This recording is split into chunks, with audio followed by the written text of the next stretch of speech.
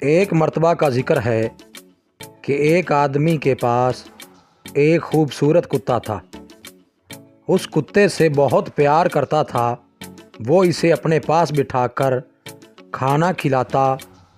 کتا بھی ہر وقت اس کے پیچھے پیچھے دم ہلاتا پھرتا اور جہاں وہ جاتا ساتھ ہو لیتا۔ آدمی کے پاس ایک گدھا بھی تھا جو دن بھر بوجھ اٹھاتا اور رات کو اکیلا جگہ پر پڑا رہتا۔ ایک دن گدھے نے کھڑکی میں منہ ڈال کر مالک کے کمرے میں جھانکا تو دیکھ کر حیران رہ گیا کہ کتا مزے سے کھانا کھا رہا تھا اور مالک پاس بیٹھا اسے چمکا رہا تھا۔ گدھا اسے دیکھ کر جل گیا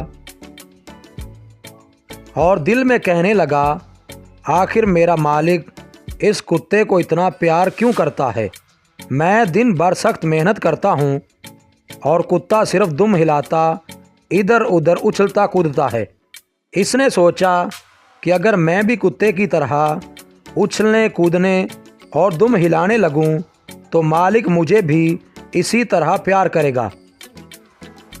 یہ خیال کر کے گدھا ڈھیچوں ڈھیچوں کرتا اور دم ہلاتا جھٹ مالک کے کمرے میں گھس گیا۔ اس نے آسمان کی طرف منہ اٹھایا، دانت نکالے اور ایسی تیزی سے دم ہلائی کہ شیشے اور کانچ کے برتن میز پر سے اور الماری سے گر کر ٹکڑے ٹکڑے ہو گئے۔ پھر اس نے اچھل کر اگلے پاؤں مالک کی گود میں رکھ دیے۔ مالک گدھے کی اس احمقانہ حرکت سے حیران اور پریشان ہو گیا اور خیال کیا کہ گدھا پاگل ہو گیا ہے۔ زور زور سے چلانے لگا۔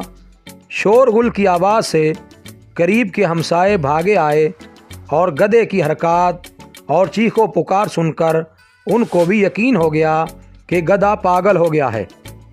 انہوں نے گدھے کو مار مار کر گھر سے نکال دیا۔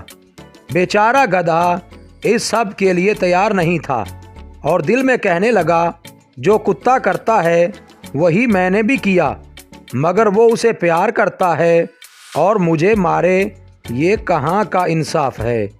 مزید اچھی ویڈیوز کے لیے چینل کو سبسکرائب کریں اور بیل کے آئیکن کو لازمی پریس کریں۔